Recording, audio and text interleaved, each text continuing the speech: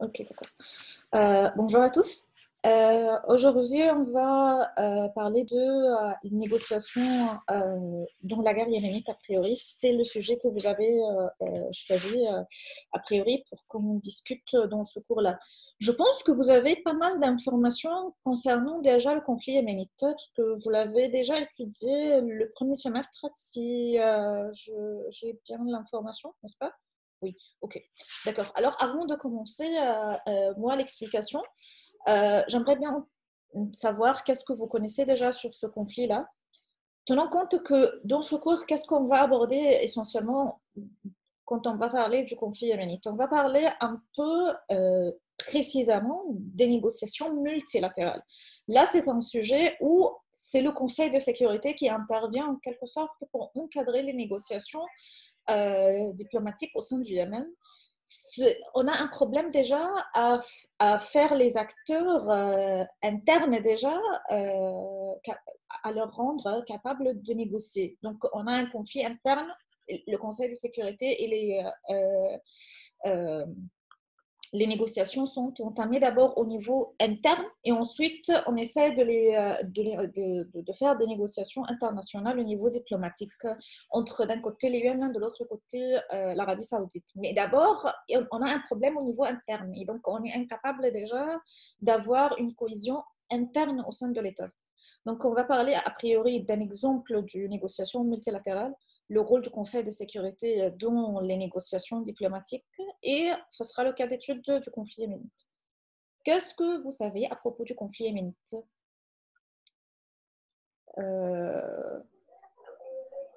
Rania? Ok, non, c'est un conflit principalement interne entre les sunnites et les chiites. Et euh, c'est un conflit sur le pouvoir. Il y a, chacun des deux veut contrôler le pouvoir, sachant que les sunnites, si je me rappelle bien, les sunnites ne sont pas majoritaires. Et malgré ça, ce sont eux qui sont au pouvoir. Yémen? لا مش اليمن. Ah. ايه ده مش فاكره يعني تقريبا دخلت كذا بلد في بعض. خلاص بقى يبقى انا هسكت. فاكره. كنت ساكته. Là, là, c'est bien quand même. C'est déjà l'idée du conflit confessionnel. Déjà, ça c'est un élément important parce que ça va nous aider dans l'explication de l'émergence de conflit pour le contexte déjà. Enfin, je vais tenir l'élément du problème confessionnel surtout. Quelqu'un a autre chose à ajouter? Je peux dire. Je peux ajouter que le contexte historique du Yémen, c'était la guerre civile entre les chiites et les sunnites, oui. C'était dans les années 60. Mais après cela, le Yémen s'est réuni pour être un seul pays sous le président Ali Abdullah Saleh. Puis il y avait la guerre entre Ali Abdullah Saleh et les Houthis de 2004, je pense, jusqu'à 2010. Puis c'est les soulèvements de 2011 soulèvements de 2011 qui ont un peu aggravé la situation. Puis il y a deux acteurs, les Houthis et le pouvoir d'Ali Abdullah Saleh, puis de Abdurabou Mansour Hadi. Et je sais pas, les séparatistes du Sud, Bordeaux, sont sur la scène yéménite. كده بطريقة صغيرة. Je pense que aussi les houthis. Ouais, quelqu'un voulait parler avant. Je vais. الجامعة بقى عايزة تعمل ريزونس مع زوم إن هي تقبل 300 واحد.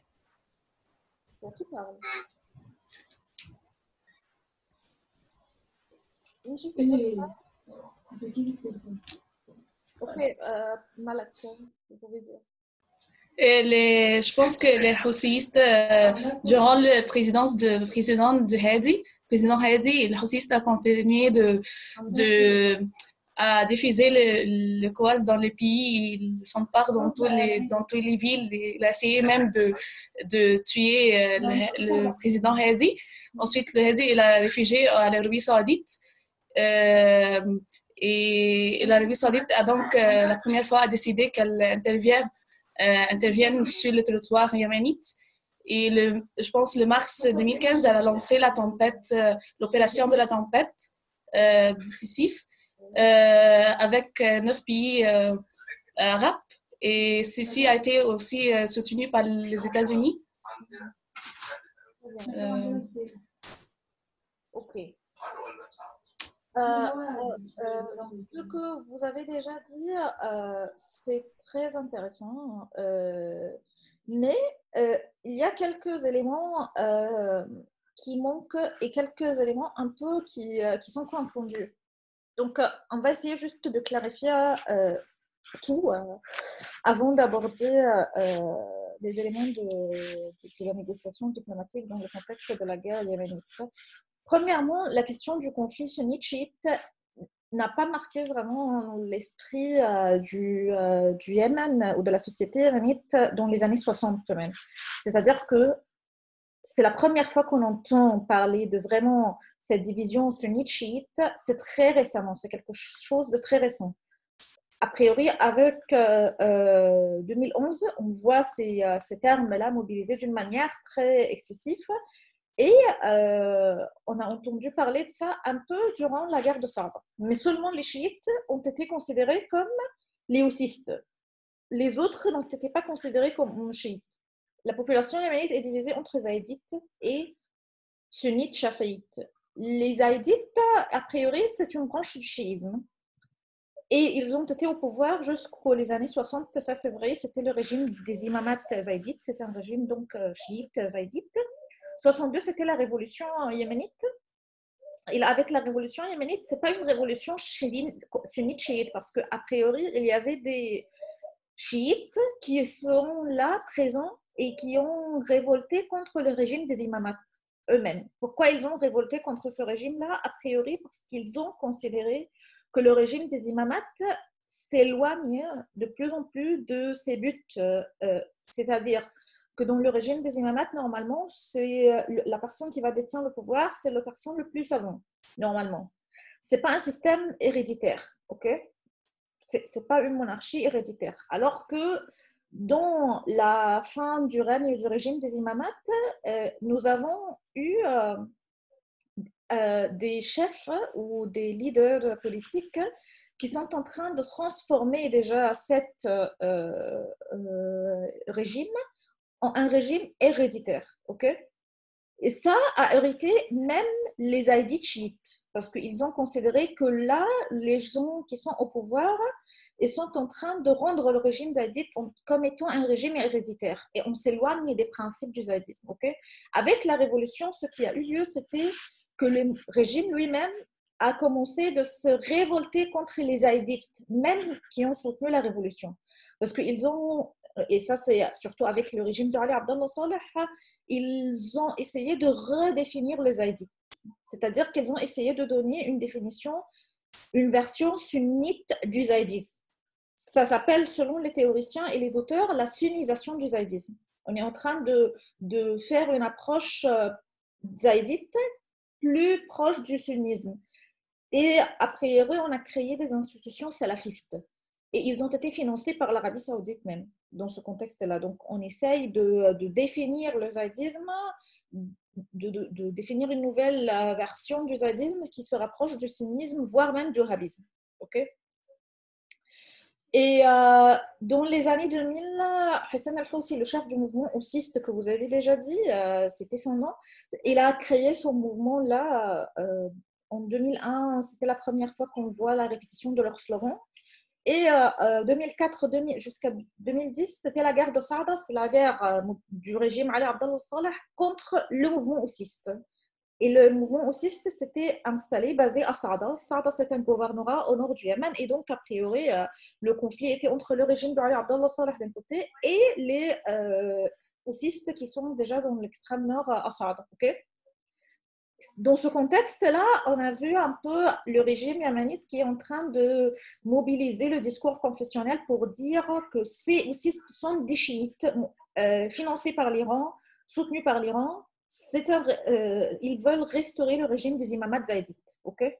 Donc, ça, c'était vraiment le discours mobilisé par le régime Saleh dans le temps. 2011, c'était la première fois que ce mouvement houthiste se mobilise en centre-ville et conteste contre Ali Abdallah Saleh et le pouvoir de Ali Abdallah Saleh. Okay. Avec le temps, après 2011 et vers 2014, le mouvement houthiste vient de se renforcer de plus en plus. Et il a mobilisé lui-même parfois ce discours confessionnel, idéologique en quelque sorte, pour arriver au pouvoir. Et en 2014, c'est lui qui contrôle Sanaa. Et à ce moment-là, quand il a pris le pouvoir de Sanaa, après la déclaration de la démission d'Abderrabou Mansour Hadi, vous savez ça, oui, la déclaration de la démission d'Abderrabou Mansour Hadi, vous avez étudié ça le premier semestre. Il s'est démissionné en 2015, janvier 2015, et il a demandé le soutien de l'Arabie Saoudite quand il a réussi de s'enfuir vers Aden. Et à ce moment-là, c'était la guerre. L'Arabie Saoudite a décidé de soutenir Abderrabou Mansour Hadi et d'intervenir au Yémen au nom de défendre la légitimité d'Abderrabou Mansour Hadi. Ça, c'est un peu contexte. Okay. Ce sont quelques éléments de contexte. On va les aborder un peu avec détail quand on va aborder la démarche de la négociation, mais ça m'importe que vous tirez un peu le lien entre les différents éléments. Donc, jusqu'à là, un peu l'introduction, c'est clair pour vous un peu? Ok, d'accord. Parlons maintenant de la négociation du Conseil de sécurité. On va aborder un peu quelques éléments théoriques qui n'ont pas lien avec le Yémen et ensuite on va passer de nouveau au contexte yéménite. Déjà, le Conseil de sécurité, pourquoi il est un acteur important dans une négociation internationale? Pourquoi il devient un acteur important dans les négociations diplomatiques? A priori, la base du Conseil de sécurité internationale, son action, c'est surtout la prérogative de recourir à la coercition pour réguler l'exercice de la violence entre les États et dans les États eux-mêmes. Ça, c'est le but, a priori, ou un des éléments importants sur lesquels le Conseil de sécurité est basé. Qu'il est là pour recourir, il a la légitimité de recourir à la violence et la coercition pour réguler l'exercice de la violence dans les États et entre les États normalement. Okay. Et les compétences du Conseil de sécurité ont évolué vraiment à travers le temps les origines, a priori, de ces prérogatives remontent à la Seconde Guerre mondiale. Parce qu'à la Seconde Guerre mondiale, les Alliés, dans ce contexte-là, ils ont envisagé pour la pré-victoire une refonte, reformulation, recadrage du paysage institutionnel mondial pour assurer la stabilisation du monde après la guerre. Et dans ce contexte-là, le Conseil de sécurité prend la forme d'un directoire mondial, comme si on est là en train de diriger le monde, de créer un conseil qui va assurer la gestion ou la direction du monde entier pour assurer la paix. Et donc, il y avait deux éléments fondateurs qui marquent déjà les fonctions du Conseil de sécurité. Premièrement, ils ont été très réalistes. Puisqu'ils ont été très réalistes, alors ils ont donné un rôle important aux 5 permanents. C'est pour cela qu'on a les 5 permanents au sein du Conseil de sécurité. Ce sont les 5 grandes puissances issues de la Seconde Guerre mondiale. Et donc, c'est eux qui ont le droit de veto. Et de l'autre côté, ils avaient aussi une vision un peu libéraliste, comme ça, que le Conseil de sécurité, il est là aussi pour assurer la sécurité collective. La sécurité collective de tous les États au niveau du monde entier. Okay. Et c'est pour cela qu'on a essayé de créer cette institution-là. Okay. D'accord. Normalement, les dispositions contenues dans le chapitre 7 de la Charte de l'ONU, c'est elles qui sont liées directement à l'action du Conseil de sécurité. C'est-à-dire que quand le Conseil de sécurité prend une action, surtout, quand il est autorisé à avoir recours aux moyens de coercition pour préserver la paix et la sécurité au niveau international, dans ce contexte-là, on parle de l'article 7 de la Charte de l'ONU. C'est l'article 7 qui donne cette autorisation au Conseil de sécurité pour avoir recours à la coercition pour préserver la paix et la sécurité mondiale. OK? Et a priori, les enjeux de négociation au Conseil de sécurité, ils sont toujours liés justement à l'usage de coercition, mais ils ne sont pas limités à l'usage de la force armée, c'est-à-dire qu'ils ne sont pas nécessairement chargés d'intervenir par les forces militaires dans l'État pour assurer cette sécurité collective.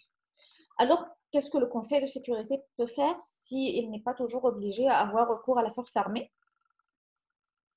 Est-ce que quelqu'un a une idée? Quels sont les moyens auxquels le Conseil de sécurité peut avoir recours? Peut-être des sanctions économiques, des sanctions diplomatiques. Sanctions internationales. Ça, c'est premièrement.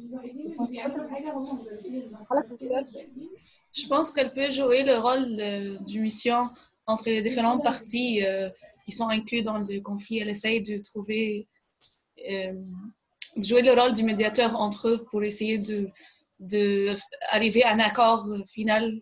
Ça, on va le voir, tout ça, on voit concrètement dans le contexte yéménite, où ils vont vraiment essayer de trouver des médiateurs, non pas entre le Yémen et l'Arabie Saoudite, voire même entre les houthis et le gouvernement d'Abdelrabbour Mansour. C'est-à-dire au niveau interne. On essaye déjà d'assurer un minimum de cohésion au niveau interne entre les acteurs eux-mêmes. Okay?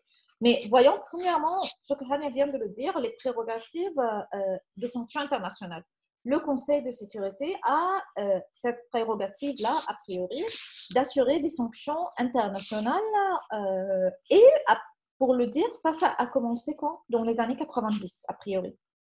Et pour chaque régime, dans ce contexte-là, avec l'évolution du temps, dans les différents régimes politiques, cette prérogative de sanction, à vrai dire, elle vient de plus en plus d'être banalisée. C'est-à-dire que dans un premier temps, elle était considérée comme un élément très important, qui a un poids très important et qui influe vraiment le comportement des États.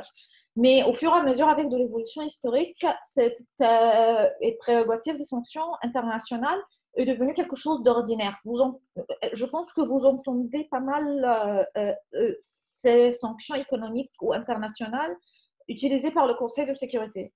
Et ce n'est pas vraiment un élément qui empêche les États de faire ce qu'ils veulent. Okay? Donc, ça devient quelque chose un peu ordinaire. Okay?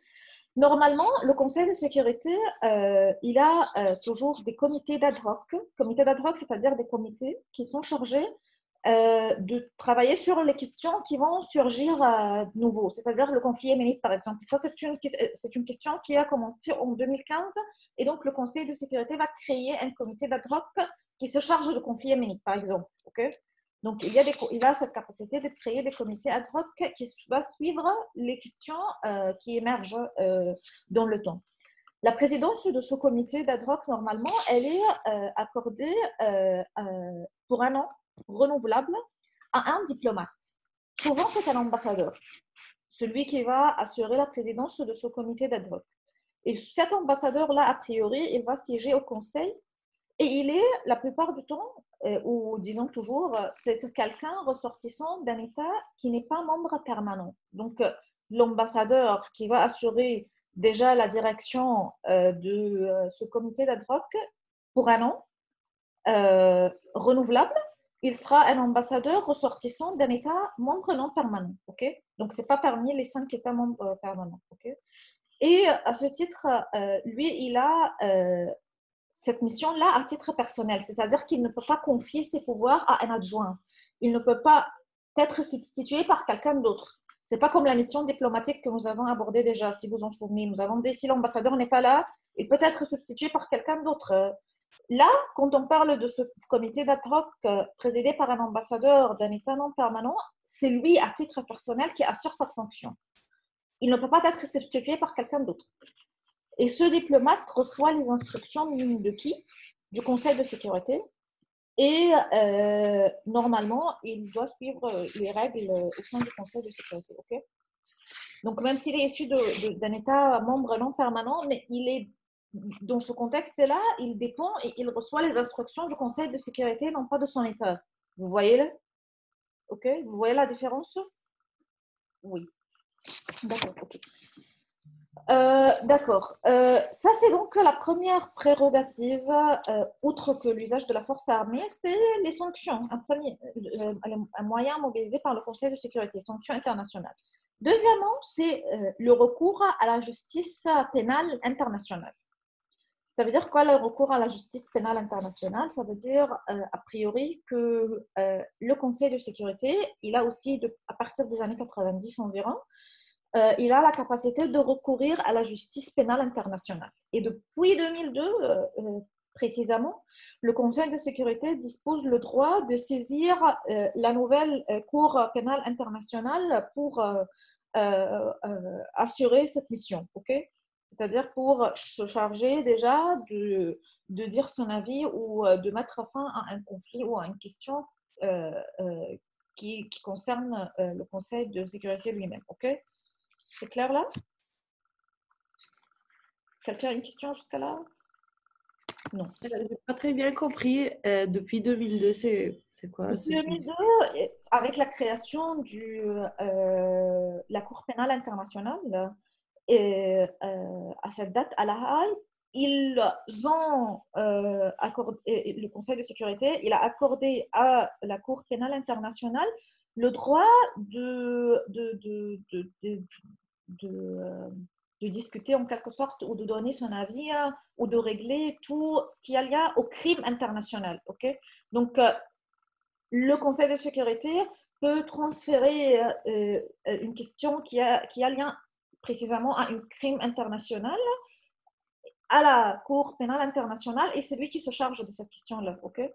Donc, soit l'usage de la force armée, ça c'est le moyen le plus coercitif d'une manière directe, soit les sanctions économiques, soit le recours à la justice pénale. OK? OK. D'accord. Normalement, les décisions prises par le Conseil de sécurité sont appelées résolutions. Et vous allez les voir même sur le site de l'ONU. Je peux vous envoyer, si vous voulez, les résolutions, par exemple, adoptées par le Conseil de sécurité en ce qui concerne la guerre yéménite. Toutes les décisions qu'il va prendre, ce sont des résolutions a priori et ils ont vocation de faire quoi? D'arriver à une solution, de régler un problème déterminé et ce problème doit être lié à la question de la paix et la sécurité internationale. C'est-à-dire que ce problème-là, il menace la paix et la sécurité internationale et le Conseil de sécurité donc aura pour mission de trouver une solution à ce problème-là. C'est dans ce contexte-là qu'il va intervenir. OK? Puisqu'il a cette valeur juridique contraignante.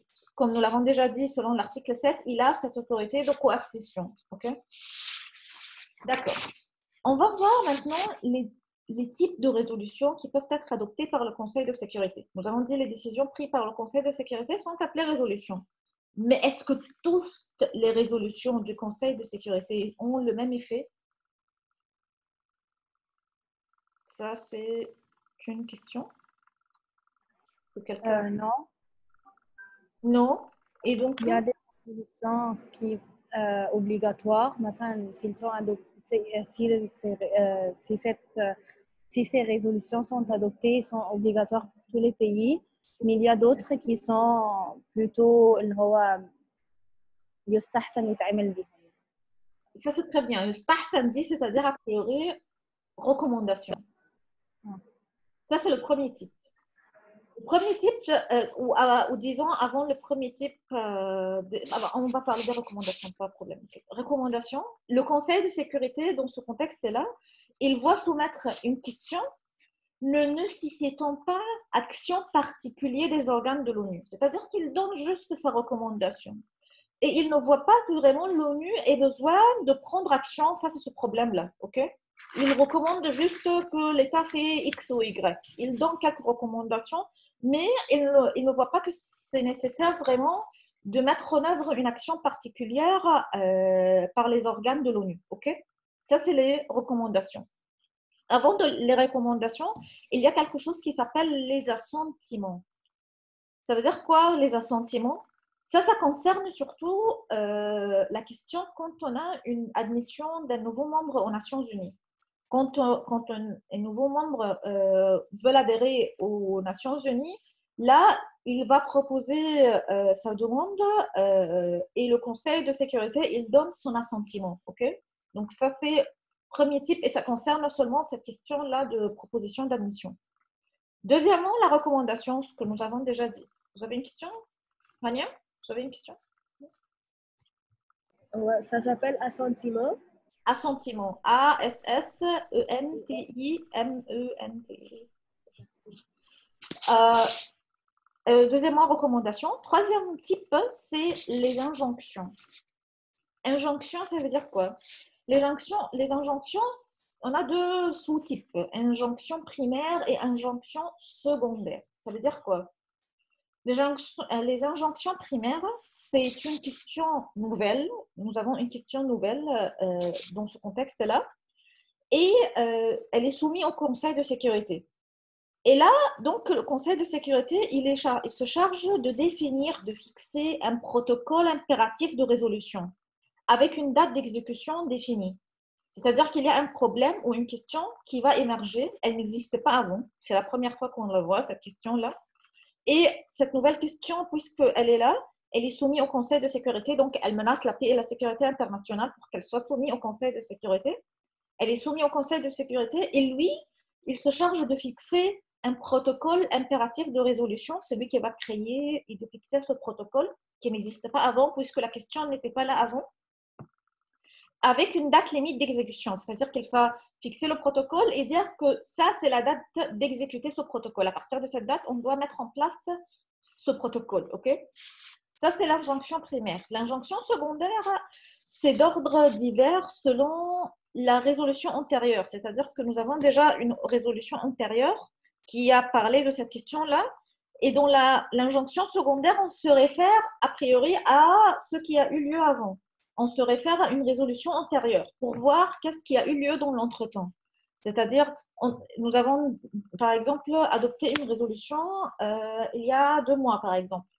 Alors aujourd'hui, on va essayer de voir qu'est-ce qui a eu lieu entre ce temps-là, entre aujourd'hui et il y a 2 mois, pour voir qu'est-ce qu'on va donner comme résolution maintenant, tout en se basant sur la résolution antérieure. OK? C'est clair? Oui. Okay. Donc ça, c'est l'injonction, c'est le troisième type. Quatrième type, c'est la procédure intermédiaire. Ça veut dire quoi la procédure intermédiaire?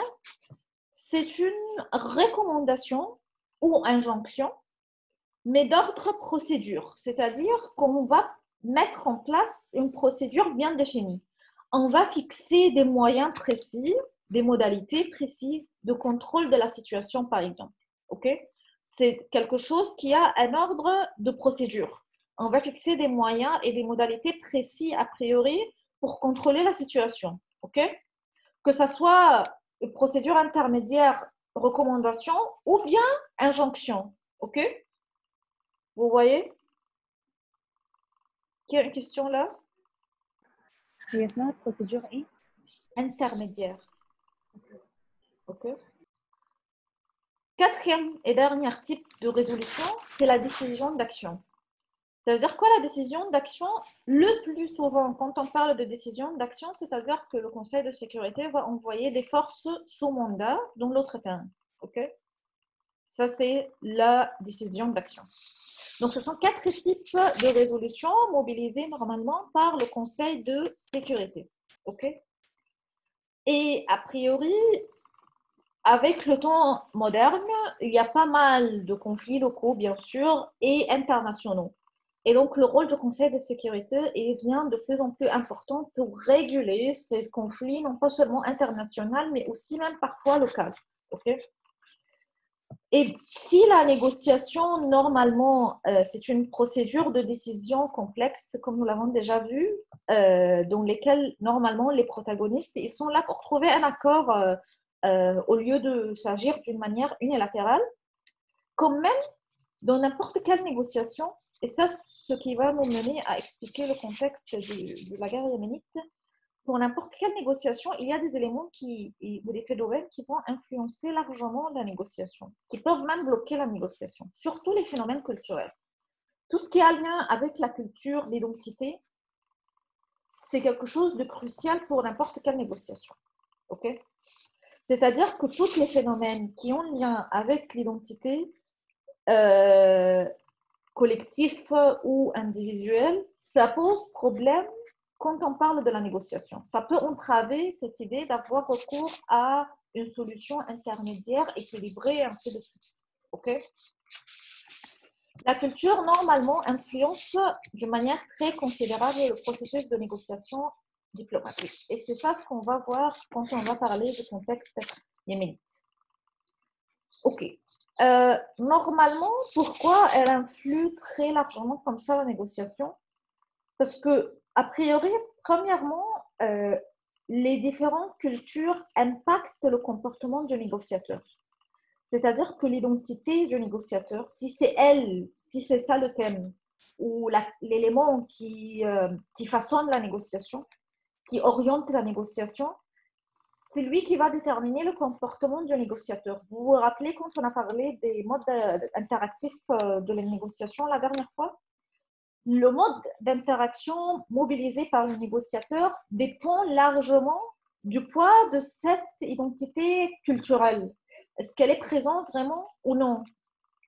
Et si elle est vraiment, ça serait un problème parfois, parce que quand on parle de l'identité, on parle de quelque chose de durable, de quelque chose qui est bien ancré dans l'esprit. C'est-à-dire qu'on ne peut pas vraiment être flexible pour trouver une solution intermédiaire quand on parle de quelque chose qui touche notre identité. Ok? On n'est pas toujours flexible pour trouver cette solution intermédiaire.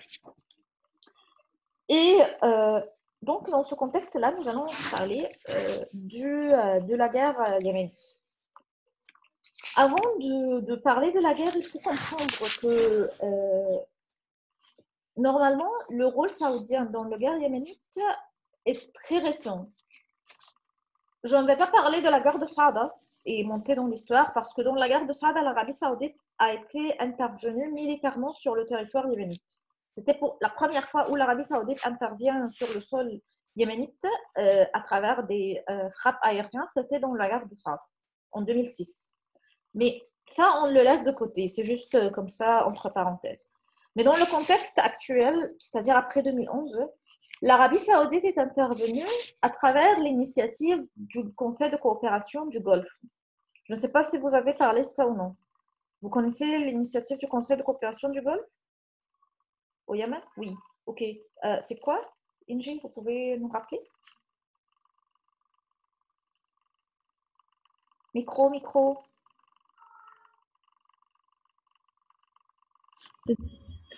Ça va? Ouais. C'était une initiative qui a été menée pour régler le conflit et je me rappelle pas trop de qu'est-ce qu'on a fait, mais je me rappelle que on a exclu les Houthis de cette initiative et ouais, et que on disait que le président va quitter le deuxième jour et après il y aura un gouvernement intérim, il y aura des élections et que l'Assemblée va être formée moitié du parti du régime, moitié l'opposition, si je me souviens correctement. OK. C'est très bien. Parce que ça nous permet un peu de contextualiser le contexte récent du Yémen, donc 2011. A priori, c'est ça ce qui a eu lieu. L'initiative du Conseil de coopération du Golfe, c'était pour résoudre la crise yéménite. Et c'était quand? C'était en 2011, mai 2011. Et dans ce contexte, il y avait aussi une résolution adoptée en 2014 par l'ONU qui supporte toujours l'initiative du Conseil de coopération du Golfe. Et je vais vous l'envoyer. Si vous consultez les résolutions du Conseil de sécurité, vous allez voir que toujours, il se réfère à l'initiative de coopération du Golfe. Il se réfère aux clauses et aux principes qui ont été définis dans cette initiative-là quand il va aborder ou quand il va suggérer des solutions ou des résolutions. Okay? Et donc, le problème, comme je viens de le dire, de cette initiative-là, qu'a priori, c'était entre qui et qui? C'était entre la coalition nationale. La coalition nationale représente qui? Représente le parti du Congrès général du peuple. C'est le parti qui était au pouvoir. C'est le parti d'Ali Abdallah Saleh. OK? Donc, ça, c'est le parti qui était au pouvoir. Et il y avait un autre signataire qui s'appelle le comité national des partis. Ça veut dire, c'est quoi le comité national? C'était un comité composé de plusieurs partis politiques. Le parti politique le plus important, c'était le parti d'Al-Islah. C'est les frères musulmans, branche yéménite. Et donc, on a exclu les houssistes. Ils n'étaient pas signataires sur cette initiative-là. On n'a pas pris leurs avis. Et on a exclu aussi le mouvement du Sud, le Harak el-Janoub. Ces deux acteurs-là ont été exclus de cet accord-là. Okay? Et ils étaient contre l'accord. Ils ont été exclus et ils étaient contre l'accord déjà. OK? Comme vous l'avez déjà dit, ça c'est pas très important, mais juste quelques éléments de contexte aussi, qu'après la signature de cet accord-là, normalement, on prévoit qu'il y aura une élection présidentielle dans un délai de 90 jours. On doit former un gouvernement d'unité nationale et on doit assurer un dialogue national. Ça, c'est important parce qu'un dialogue national, c'est comme une forme de négociation qui se passe, mais au niveau interne de l'État. Le dialogue national, on va essayer de mettre sur la même table tous les acteurs rivaux au niveau interne, tous les acteurs présents au niveau interne de l'État yéménite. Dans le dialogue national étaient présents les houssistes, l'Islah, les membres d'Al-Harak el-Janoubi, tous ils étaient présents, oui, mais le dialogue a échoué. Parce qu'on n'a pas préparé la société déjà à l'avance à ce genre de dialogue. On n'a pas pris en considération l'héritage historique pour éviter l'échec de ce dialogue-là.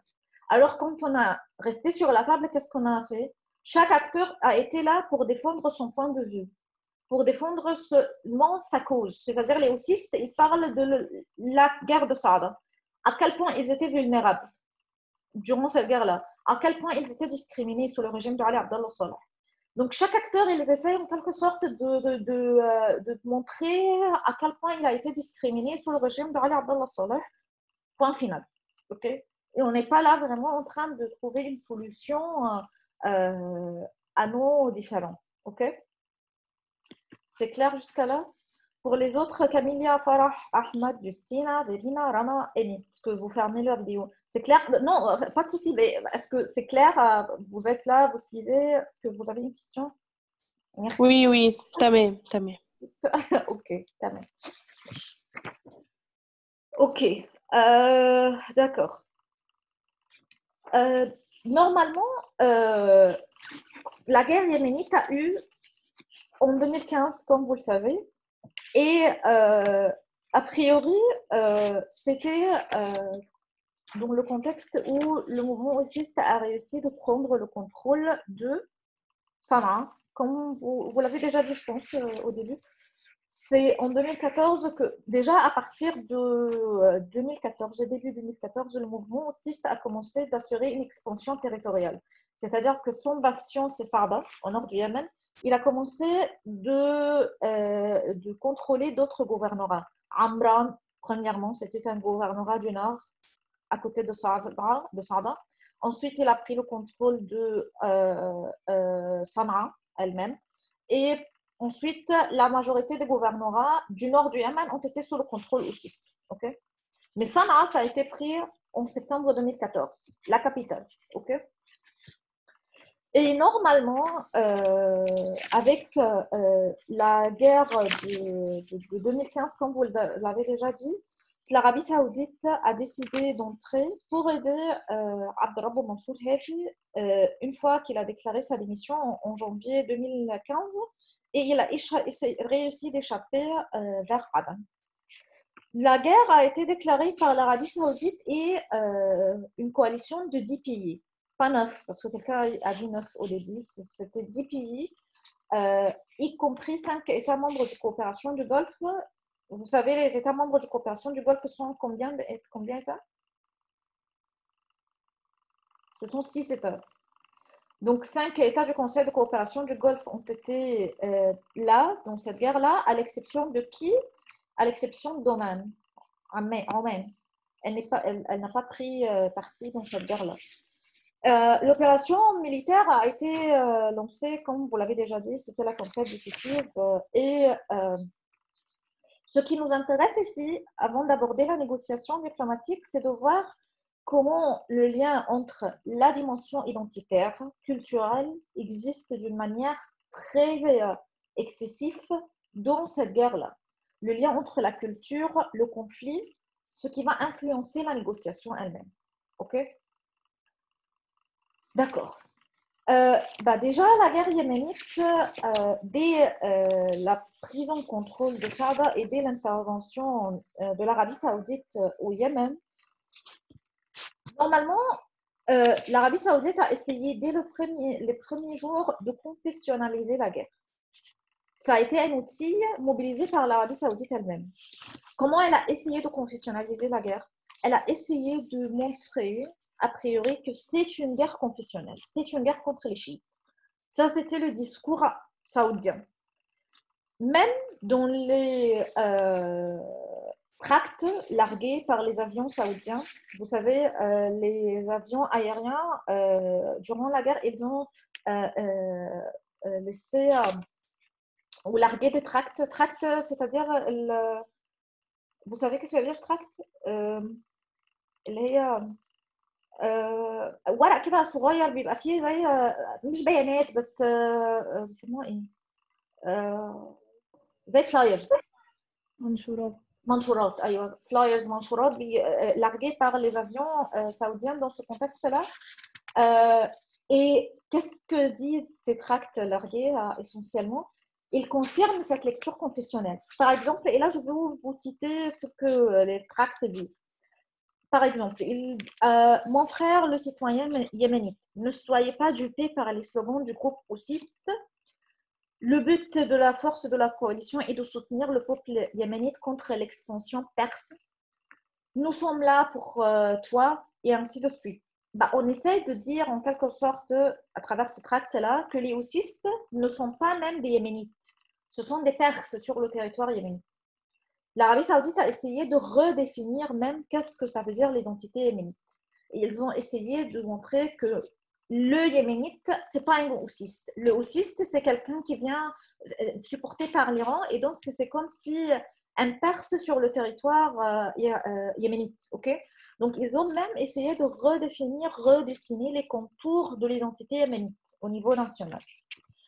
Même en Arabie saoudite, les discours des cheikhs religieux, comme Abdelrahman al-Soudès, vous le connaissez bien sûr. Par exemple, c'est l'imam en chef de la mosquée de la Mecque. Lui, par exemple, il a dit, le lendemain de la déclaration de la guerre, que la guerre contre le Yémen, c'est une guerre confessionnelle. Et si ce n'est pas une guerre confessionnelle, nous devons la rendre une guerre confessionnelle. L'Arabie saoudite elle joue sur cette carte-là, a priori pour mobiliser le monde sunnite autour d'elle et assurer l'opposition ou leur gain contre les houthistes. Okay? C'est ça le discours qui a été mobilisé a priori par l'Arabie saoudite d'abord durant la guerre. De l'autre côté, les houthistes, ils ont aussi mobilisé quelques éléments inspirés du chiisme aussi. Par exemple, ils ont assuré la commémoration des fêtes chiites qui n'étaient pas célébrées avant à Sanaa, comme la fête d'Ashura.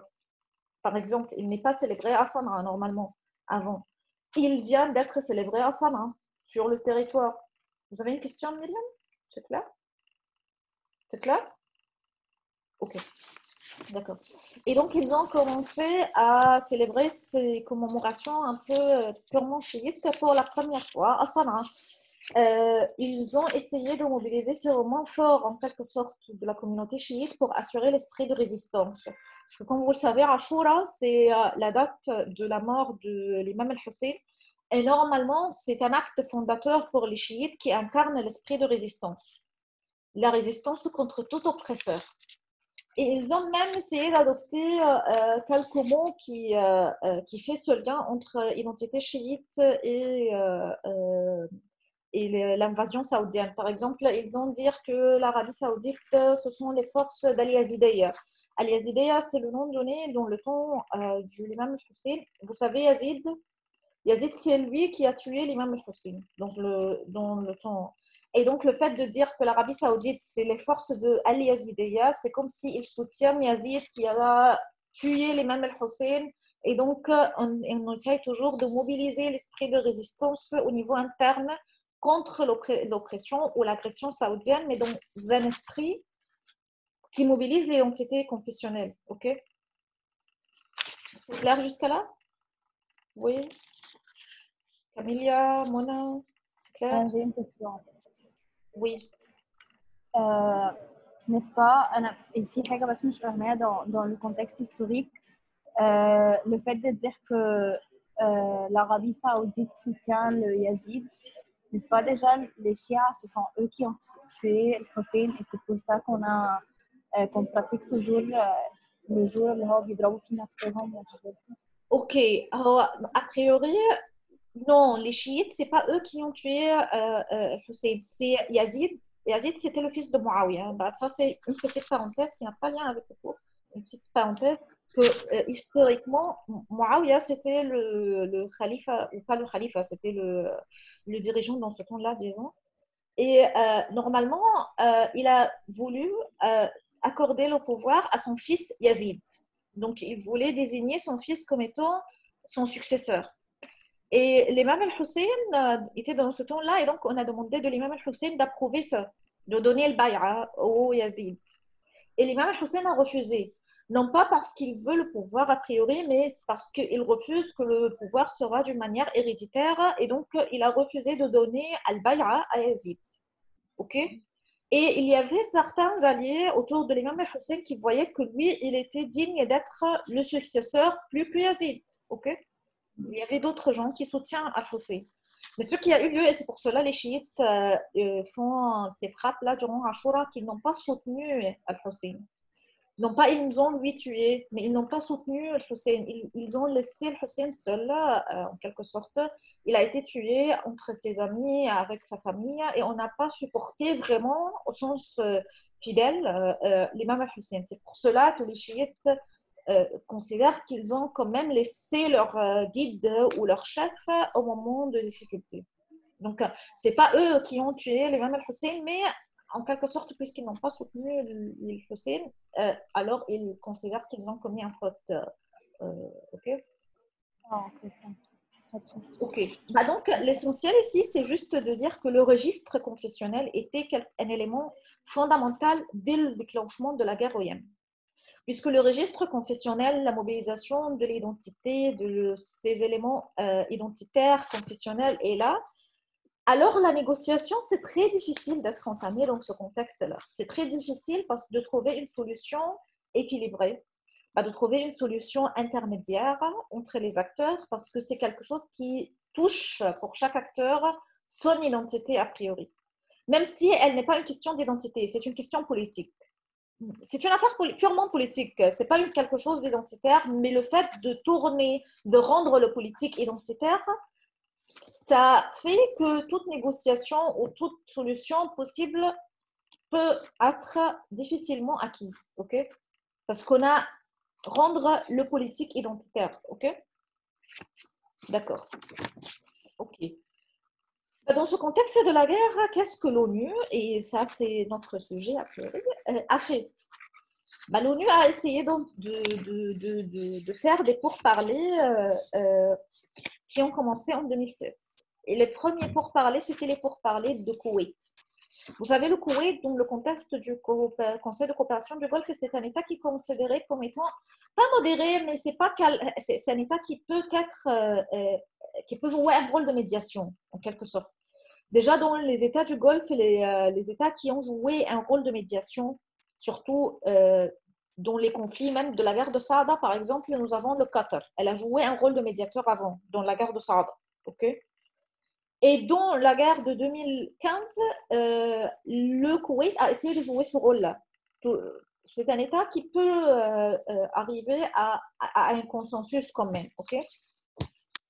Et la création des pourparlers du Koweït sous l'égide de l'ONU n'ont pas connu un vrai succès. Ils ont échoué. C'est pourparlers de 2016. Dans ce contexte, le médiateur de l'ONU, dans ce temps-là, le médiateur de l'ONU, c'était quelqu'un qui s'appelle Ismail Wild Sheikh. Avant lui, c'était quelqu'un qui s'appelle Jamal Ben Omar. Avant lui, c'est-à-dire jusqu'à 2015-2016, c'était Jamal Ben Omar, c'était un Marocain. Et ensuite, c'est Ismail Wild Sheikh qui vient surtout avec le contexte de la guerre. C'était le médiateur, l'envoyé spécial de l'ONU au Yémen. Okay. Et lui, il a essayé de jouer ce rôle de médiation. Et lui aussi, il n'a pas... Il était de Koweït.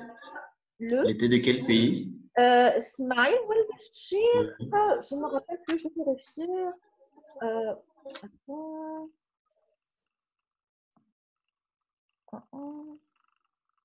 Non, c'était pas de Koweït, mais je ne me rappelle plus, c'était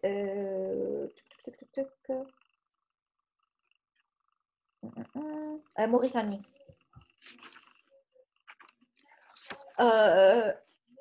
Et donc, le Koweït, c'était juste le lieu des premiers pourparlers. C'est-à-dire que ça, c'est le lieu qui a accueilli les premiers pourparlers entre les protagonistes qui prennent partie dans le conflit yéménite. Okay.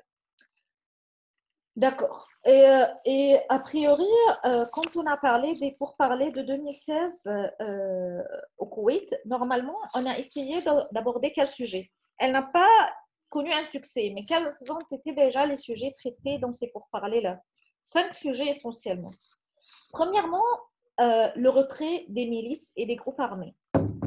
Les milices, c'est-à-dire qui? Les houthistes. Quand on parle des milices, a priori, on veut définir les houthistes parce que c'est un groupe armé considéré par la communauté internationale comme étant des milices armées. Et donc, le retrait des milices et des groupes armés. La restitution des armes lourdes à l'État. L'arrangement à la sécurité. Le rétablissement des institutions de l'État et la reprise d'un dialogue inclusif. Ça, c'était 5 sujets à traiter durant les pourparlers du Koweït. Et si vous constatez un peu ces 5 sujets, je ne sais pas si vous êtes capable de le faire ou non, mais a priori, on parle des tensions imposées, si on veut dire, sur les houthistes. C'est-à-dire qui ont déjà eu les institutions politiques de l'État à ce moment-là? Ce sont les houthistes. C'est eux qui contrôlent les institutions politiques depuis Sanaa. Et donc, quand on demande le rétablissement des institutions politiques de l'État, alors que c'est seulement le gouvernement d'Abdelrabou Mansour Hadi qui est reconnu par la communauté internationale, parce que vous savez, c'est ces gouvernements-là qui est reconnu par la communauté internationale. Les houthistes sont considérés comme illégitimes, même si c'est eux qui contrôlent Sanaa. Leur gouvernement est non reconnu par la communauté internationale. Et donc, quand on parle de rétablissement des institutions de l'État, ça veut dire qu'on veut que le gouvernement d'Abdelrabou Mansour Hadi soit réinstallé à Sanaa. Quand on parle de la restitution des armes lourdes à l'État, qui ont pris déjà ces armes lourdes? C'est les houthistes. Les houthistes ont pris le contrôle des armes de l'armée.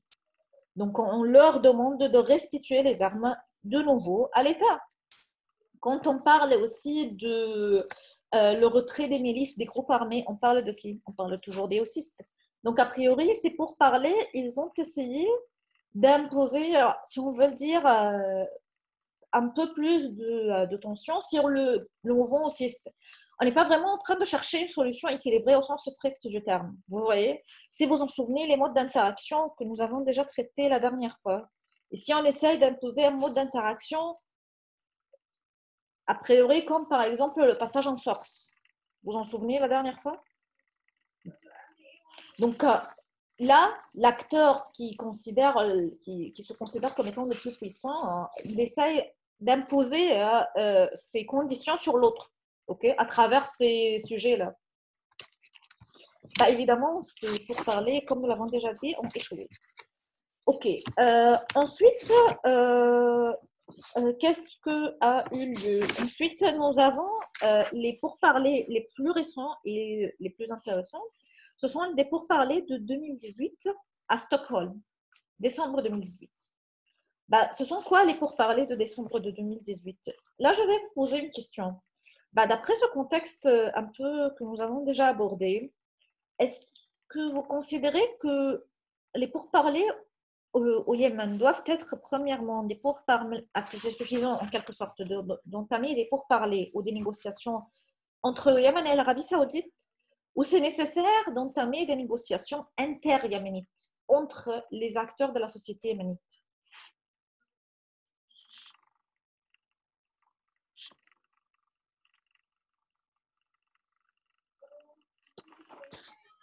Je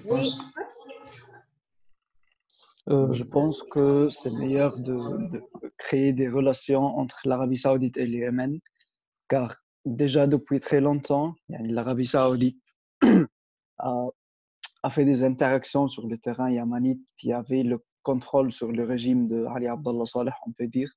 Donc, régler les affaires entre l'Arabie Saoudite et les interactions yéménites ou les problèmes yéménites en place, ça va régler l'affaire. Car on peut dire que le consensus de l'Arabie Saoudite sur une solution, ça va régler l'affaire. D'accord, donc le contexte interne, c'est important. Sûrement, oui. Ok. Quoi encore? Qui peut ajouter autre chose?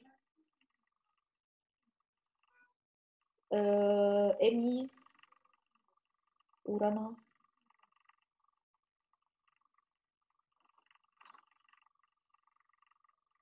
Amy? Je pense que le contexte interne, déjà ils sont très divisés à l'intérieur, donc ça doit être sur les deux niveaux. Ok, d'accord. A priori, c'est vraiment ce que vous avez dit. C'est ça le but des pourparlers de Stockholm de décembre 2018. Les pourparlers de décembre 2018 étaient a priori des pourparlers inter-yéménites. Des pourparlers entre le gouvernement yéménite d'Abdelrabou Mansour Hadi d'un côté et entre les houssistes de l'autre côté. Déjà, si on a déjà parlé de négociations et le recours à la guerre. Si vous vous souvenez, quand on a parlé la première fois de la nature des négociations conflictuelles et négociations coopératives, nous avons dit que dans les négociations conflictuelles, pourquoi a priori l'acteur ne choisit pas de faire la guerre? Parce qu'il connaît bien le coût de la guerre. Okay? Et donc, pour cela, c'est l'une des raisons pour lesquelles il va décider de quand même arriver à un consensus. Okay? Dans la guerre yéménite, déjà, l'Arabie Saoudite a laissé passer cet élément-là. Elle a décidé de faire la guerre contre le Yémen. On a fait la guerre, ok? Mais même à travers la guerre, l'Arabie Saoudite a été incapable, jusqu'à présent, de réaliser une victoire décisive ou définitive sur le terrain. Elle contrôle le sud du Yémen, oui, mais le nord du Yémen reste toujours sous le contrôle des houssistes. Ok? Donc, le fait d'avoir une victoire nette, ça n'a pas eu lieu jusqu'à présent. Elle est incapable d'assurer ça, si on veut le dire. Et c'est pour cela que, a priori, déjà, les pourparlers internes sont indispensables parce qu'on n'est pas capable de réaliser le gain par la victoire militaire, d'un côté, et ce n'est pas suffisant de rester avec les gouvernements reconnus internationalement, parce que si le Yémen si l'Arabie Saoudite reste avec le gouvernement d'Abdelrabou Mansour Hadi, ça n'a rien de sens parce que déjà, c'est lui qui est soutenu par l'Arabie Saoudite.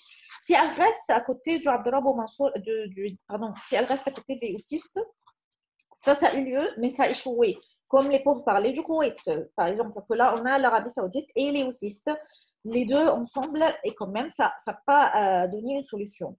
Et donc, l'ONU a essayé de dire que les pourparlers inter-yéménites sont indispensables déjà pour arriver à une solution au niveau international.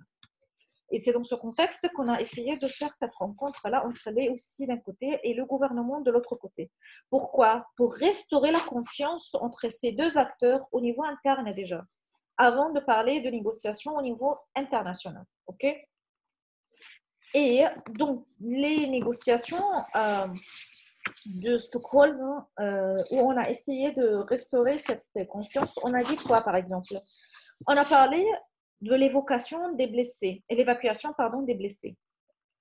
Depuis Hodeïda vers Oman. Hodeïda, c'est un des gouvernorats du Yémen. Et donc, on a dit que les blessés vont être évacués vers Oman. Oman, c'est l'État qui n'a pas pris parti dans la coalition militaire contre le Yémen, comme nous l'avons déjà dit.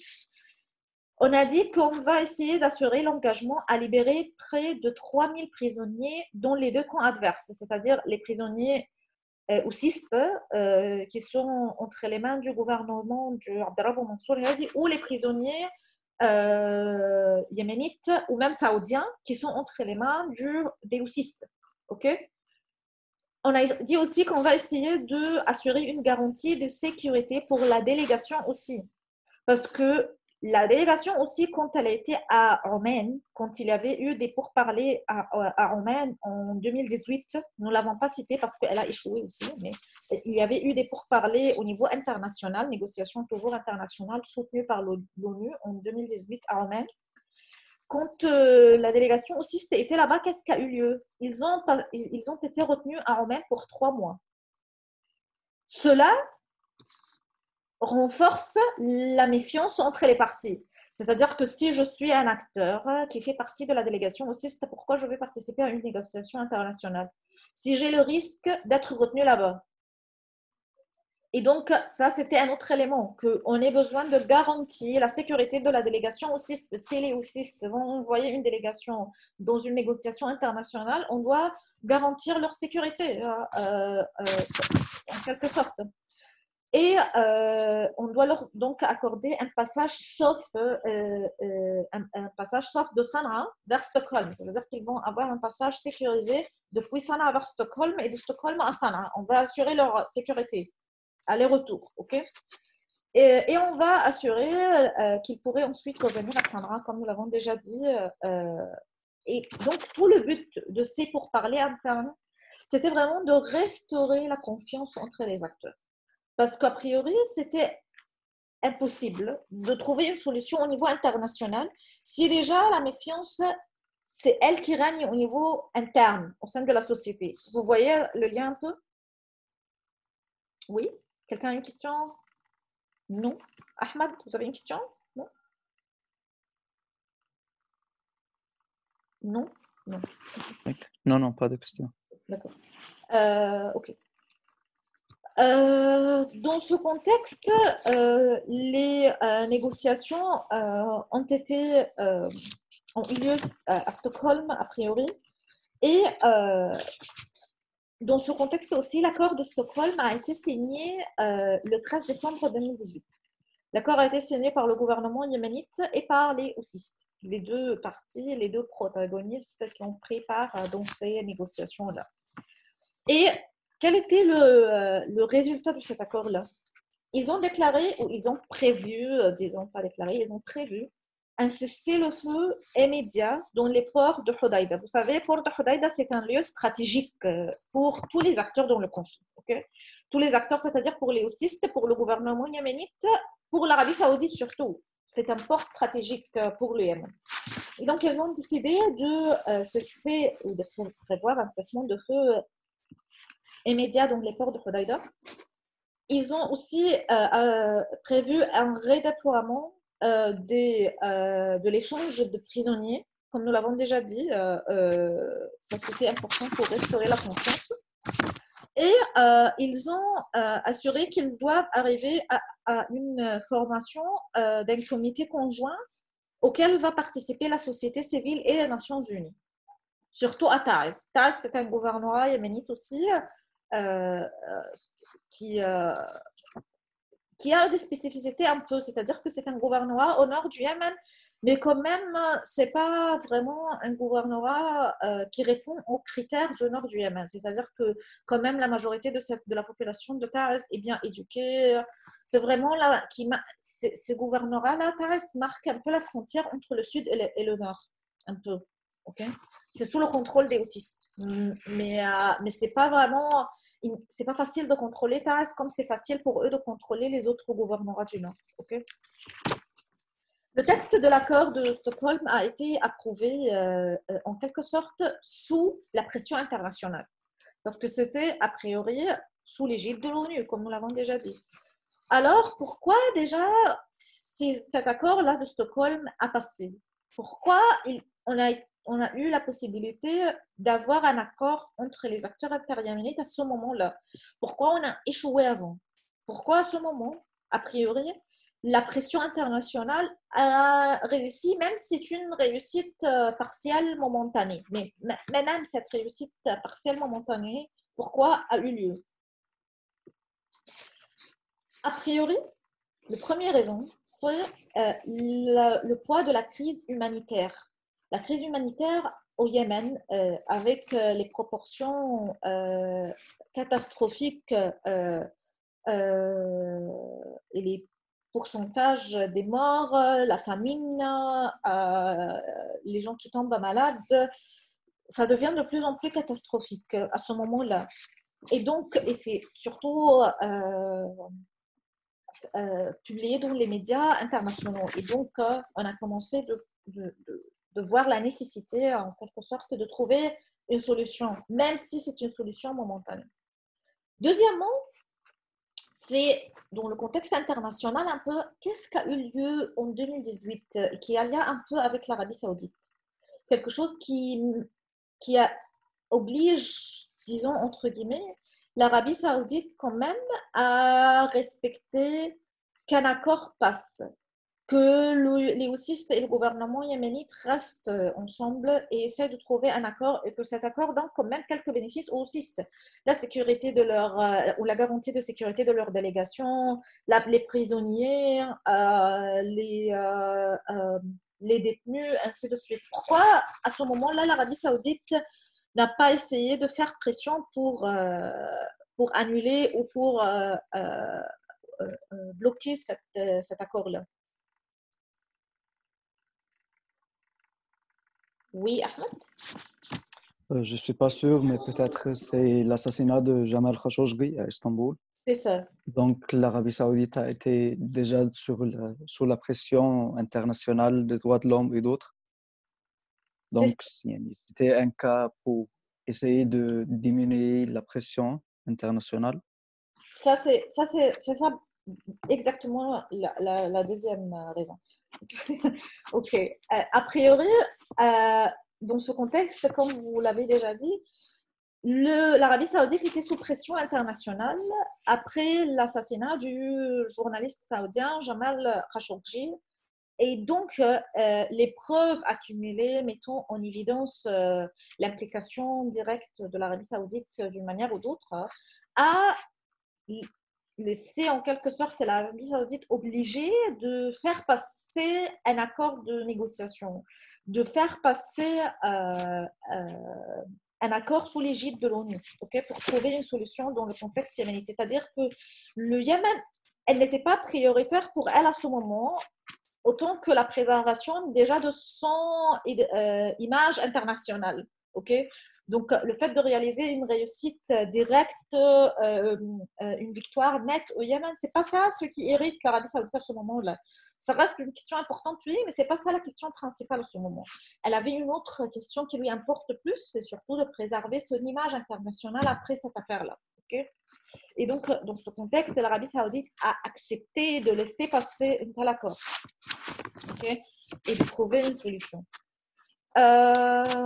Le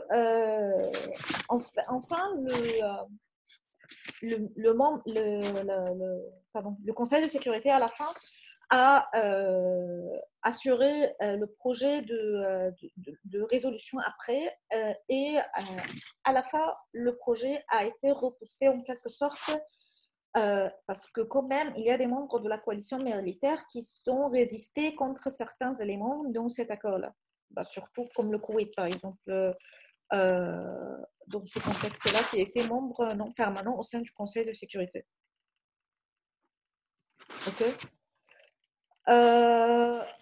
Mais quand même, ça a été une victoire même momentanée pour les acteurs dans le conflit yéménite. Ok. Ça, c'est donc a priori le rôle du Conseil de sécurité. Il faut juste rappeler, je vais vous envoyer ça, que les résolutions adoptées par le Conseil de sécurité en ce qui concerne le Yémen, nous avons des résolutions adoptées en 2014. Nous avons des résolutions adoptées en 2012, en 2015, 2016, 2017, 2018.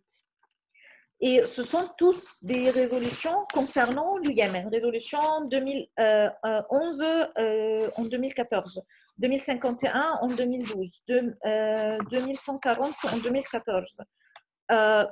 Tant pis les numéros, mais en quelque sorte, c'est presque chaque année, nous avons des résolutions consacrées à la résolution des problèmes qui sont là sur le terrain yéménite, adoptés par le Conseil de sécurité.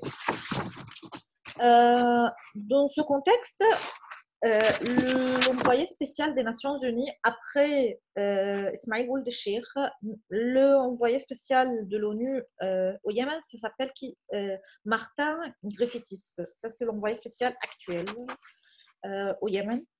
Et lui, il a dit à la fin que, et ça c'est important parce que ça permet de voir ce lien entre la sphère interne et la sphère internationale quand on parle des négociations internationales. Ce n'est pas seulement le niveau international qui importe parfois dans des conflits. Il a dit que la guerre au Yémen est éminemment résoluble. Pourquoi? Parce qu'il a dit, et là je cite, « Je pense que le consensus diplomatique dans la région en vue de résoudre le conflit politiquement est en notre faveur. La solution de la guerre au Yémen est bien connue de tous, mais elle n'est pas possible, mais elle est bien connue. C'est-à-dire que déjà le fait d'avoir les acteurs, les belligérants, les protagonistes sur la table de négociation pour mettre fin à leurs différends, pour discuter une solution possible, ça c'est la résolution politique en quelque sorte. C'est-à-dire que la guerre ou le voie militaire n'est pas une solution pour ce qui se passe au Yémen. Parce que l'Arabie Saoudite a déjà utiliser la force militaire et ça peut arriver à une solution. Comme nous l'avons déjà vu, dans des négociations conflictuelles, on peut arriver dans le cas très extrême à l'intervention militaire. L'Arabie Saoudite a fait ça, elle est intervenue militairement, mais elle n'a pas eu la chance d'avoir cette victoire nette. Alors pour lui, la solution doit être seulement politiquement. Mais cela nécessite que les acteurs impliqués soient capables de rester pour négocier, pour trouver cette solution-là, alors que ce n'est pas le cas jusqu'à présent. Okay? Donc, a priori, ce que nous avons essayé de démontrer à travers le cas du Yémen, c'était surtout, premièrement, comment une négociation multilatérale sous l'égide d'une organisation internationale, l'ONU, le Conseil de sécurité à ce moment-là, peut être entamée. On a vu à travers cet exemple de la guerre yéménite surtout le rôle d'une organisation internationale dans l'ère du multilatéralisme. Si vous en souvenez, nous avons dit que la négociation internationale, elle est influencée par le contexte d'évolution de la diplomatie. Est-ce qu'on parle bien d'un contexte bilatéral ou d'un contexte multilatéral? Alors, nous avons vu ici l'influence du contexte multilatéral sous l'égide d'une des organisations internationales les plus importantes, l'ONU et le Conseil de sécurité précisément. Nous avons vu d'une manière un peu abstraite comment le Conseil de sécurité essaye d'intervenir pour préserver la sécurité et la paix au niveau international. Quels sont les types de ces résolutions? Comment il constitue les comités d'ad hoc, qui sont les prérogatives du Conseil de sécurité, quand est-ce qu'il intervient, qu'est-ce qu'il peut faire. Et ensuite, nous avons étudié le contexte de la guerre yéménite lui-même et comment les négociations ont échoué en quelque sorte sous l'égide de l'ONU, n'ont pas reconnu un succès franc ou net. Et à la fin, comment la négociation inter-yéménite de Stockholm a connu quand même une réussite, même si c'est une réussite partielle. Et pour quelles raisons et quels étaient les bénéfices de cet accord-là, d'une manière directe. Ok. Est-ce que vous avez des questions jusqu'à là? Oui, j'ai une question. Oui. Je voulais savoir, en fait, durant votre explication, j'ai eu l'impression qu'en fait, la négociation au Yémen, c'est en fait une négociation bilatérale, selon votre explication.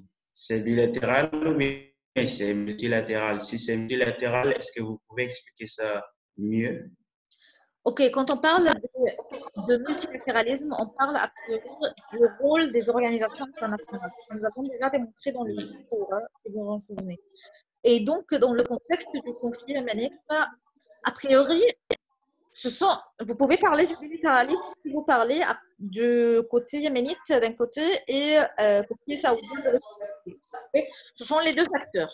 On peut dire même que Oui. les Houthis, c'est l'acteur principal qui combattent au Yémen contre l'agression saoudienne. Bah, c'est ça, c'est l'Arabie saoudite, même si on parle d'une coalition militaire, mais l'acteur central dans cette coalition, c'est l'Arabie saoudite. Et de l'autre côté, c'est les houthistes qui ont cette capacité militaire de résister contre cette intervention saoudienne. Ça, c'est au niveau international.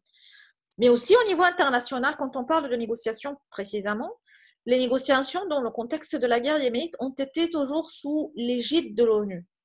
C'est-à-dire que c'est l'organisation de l'ONU qui essaye à travers le Conseil de sécurité, puisque le Conseil de sécurité trouve que ce conflit représente une menace à la paix et à la sécurité. Déjà, le Conseil de sécurité considère que les actions des houthistes menées à partir de 2014 menacent à la paix et à la sécurité. C'est-à-dire que déjà, le fait que les houthistes ont pris le pouvoir à Sanaa et ont assuré le contrôle de pouvoir et ont assurer cet expansionnisme territorial, ça représente une menace pour le Conseil de sécurité, pour la paix et la sécurité internationale.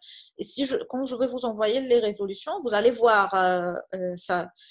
Et donc, a priori, c'est sous l'égide de l'ONU que les négociations entre les pourparlers ont essayé d'avoir lieu. Soit les pourparlers de Koweït, les pourparlers de Genève. Nous n'avons pas cité tous les lieux des pourparlers, mais nous avons plusieurs tentatives de négociations internationales menues sous l'égide de l'ONU. À Genève et à échoué. Au Koweït, et ça n'a pas réussi aussi. À Oman, et ça n'a pas réussi aussi. Ensuite, à Stockholm, en 2018, et ça, c'était surtout entre la société yéménite pour trouver une solution au niveau interne, a priori, parce qu'on est incapable de trouver la solution au niveau international. Okay? Pour restaurer la confiance, c'est déjà au niveau interne. Donc, quand on parle du multilatéralisme ici, il ne s'agit pas simplement du fait de dire qu'il y a plusieurs États impliqués dans le conflit, mais c'est-à-dire que c'est l'égide d'une organisation internationale. Et c'est l'émergence des organisations internationales comme acteurs central dans les relations internationales qui représentent l'innovation de l'ère de multilatéralisme. Nous avons déjà mentionné ça, vous vous rappelez? Oui, oui, ok. Est-ce que c'est clair pour vous, Mustafa? Oui, très bien. C'est clair. Ok. Est-ce que quelqu'un a une question? C'est bon? Farah, Ahmad, Justina et Rana? Là, c'est bon, oui. Verina, Farida? Ok, bah, c'est bon pour vous. Ok, très bien. Ok, bah donc a priori ça c'était aujourd'hui pour aujourd'hui. Si vous avez des questions concernant soit le cours ou même pour vos devoirs, évidemment vous n'avez pas des deadlines durant cette période-là, mais si vous avez des questions concernant les devoirs, vous pouvez m'envoyer aussi par mail. Donc comme ça, Madame? oui.